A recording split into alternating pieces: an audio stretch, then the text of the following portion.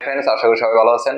এখন আমি আপনাদের কাছে শেয়ার করবো অঙ্কুশ হাজরার লাস্ট যে সিনেমাটা রিলিজ পেয়েছিল, নারী চরিত্র বেজায় জটিল, এই সিনেমার রিভিউ।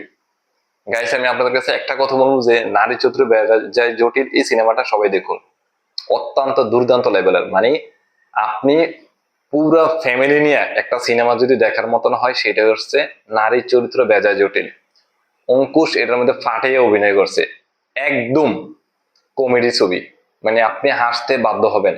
অঙ্কুশ দা এই সিনেমার মধ্যে কমেডির টাইমিং মানে হেডস অফ ছিল। তার টাইমিং, তার কথা বলার স্টাইল, সে যেভাবে তার কমেডি টাইমিং গুলো উপস্থাপন করছে সেগুলো দেখলে আপনারা হাসি পাইবেন, মানে আপনি হাসতে বাধ্য হবেন। আর এই সিনেমার গল্পটা দুর্দান্ত। আমি কোনো গল্পটা আপনাদের কাছে কিছুই বলবো না, শুধু জাস্ট আমি আপনার কাছে মানে এই সিনেমাটার একটা ধরতে পারে আমি মার্কেটিং বা প্রমোশন করতেছি। এই সিনেমাটা বক্স অফিসে ফেল করছে, কারণ হচ্ছে জানুয়ারি মাসে রিলিজ করেছিল। জানুয়ারি মাসে রিলিজ করার আগে এই মানে আসলে দেখলাম যে নতুন যারা প্রযোজক বা প্রযোজনা প্রতিষ্ঠান, মানে এই সিনেমার প্রযোজনা কিন্তু করছে অঙ্কুশ নিজে তার প্রোডাকশন হাউস থেকে। এটা হলো তার সেকেন্ড প্রোডাকশন হাউসের সিনেমা। এই নারী বলে, আরে নারীর চরিত্র বেজায় জটিল এই সিনেমাটা, কিন্তু সে যে টাইমে রিলিজ করতে চাইছিল সেটা সম্ভবত কালী পূজা, সে যখন ইন্টারভিউতে বলছিল। কিন্তু ওই সময় তাকে এই সিনেমাটা রিলিজ করার জন্য মানে কেউ দিচ্ছে না, মানে ওই সময় অন্যান্য সিনেমা, প্রসেনজিতের একটা সিনেমা আসার কথা, এই জন্য তাকে জানুয়ারির ফার্স্ট উইকে সিনেমাটা রিলিজ করতে হয়েছে। সে চাচ্ছিল যাতে তার সিনেমাটা যে সময় প্রয়োজন ওই টাইমে যেন একটা ফ্রি টাইমে রিলিজ করতে পারে, মানে মানুষ যাতে ওই সময় একটা সময় পায়, অন্তত 3-4 দিন একটা বন্ধ থাকবে, ওই সময় যেন সিনেমাটা দেখতে পারে। ওই টাইমটার মধ্যে অঙ্কুশ চাইছিল সিনেমাটা রিলিজ করতে, কিন্তু ঘটনা হয়েছে নতুন প্রোডাকশন হাউস সে ওইরকম ভাবে জোর খাটাইতে পারে নাই। সেটা কিন্তু, এটা হলো আমার কথা না, এটা কিন্তু তার মুখের বক্তব্য। আর এটা আমিও বিশ্বাস করি, আসলে নতুন একটা প্রোডাকশন হাউস যখন তৈরি হয় তখন আপনারা যারা এর আগে অভিজ্ঞ আছেন, যারা মানে অনেক মার্কেটিং জায়গা ধরে রাখছেন, অনেক জায়গায় অনেক হল দখল করে রাখছেন, তাদের কথাই মূলত সবাই শুনে। সেখানে অঙ্কুশ দা পারে নাই, যার কারণে এই সিনেমাটা বক্স অফিসে ফেল করছে। কিন্তু হ্যাঁ গাইস, এখানে একটা কিন্তু রয়েছে, সেইখানে হয়েছে আপনারা যদি আমার মতন যারা ইউটিউবে এই সিনেমা রিভিউ করে, একটা রিভিউয়ার নারী চরিত্র বেজায় জটিল এই সিনেমার কেউ কোনো নেগেটিভ রিভিউ করে নাই, সবাই পজিটিভ রিভিউ করছে।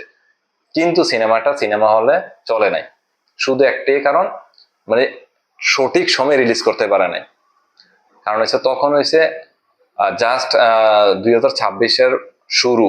এই শুরুর সময় এমন একটা সময় রিলিজ পেয়েছে সিনেমাটা যে মানুষের কাছে পৌঁছাইবো ওই সময়টা ছিল না।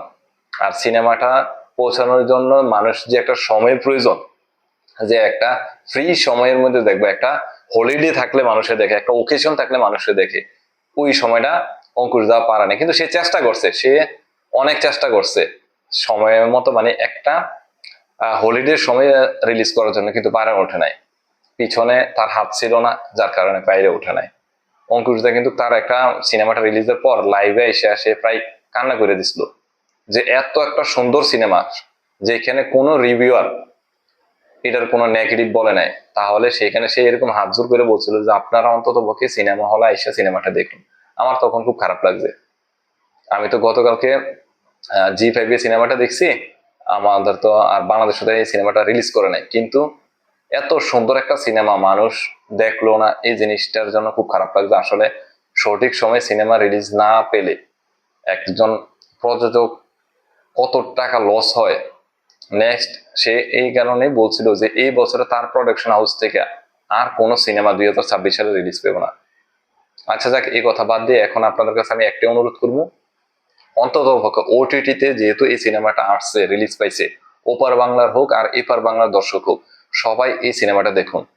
আজকে 11 তারিখ, আজকে কিন্তু অঙ্কুশ দা 5:30টার মধ্যে ফেসবুক লাইভে আসছে। সেও কিন্তু এই সিনেমাটা বলছে যে ওটিটিতে যারা মানে হলে যে যারা যারা দেখতে পারে নাই তারা যেন ওটিটির মাধ্যমে দেখে। আমি আপনাদের কাছে মানে আমিও হাম্বলি রিকোয়েস্ট করবো যে অঙ্কুশের এই সিনেমাটা অন্তত পক্ষে ওটিটির মধ্যে হিট করান, অন্তত পক্ষে তার প্রোডাকশন হাউস থেকে আরো ভালো সিনেমা যেন আসে। অঙ্কুশদার পাশে থাকুন, বাংলা সিনেমার পাশে থাকুন। কেউ তার পাশে ছিল না, তার এই সিনেমাটা রিলিজের সময় কেউ তার পাশে ছিল না।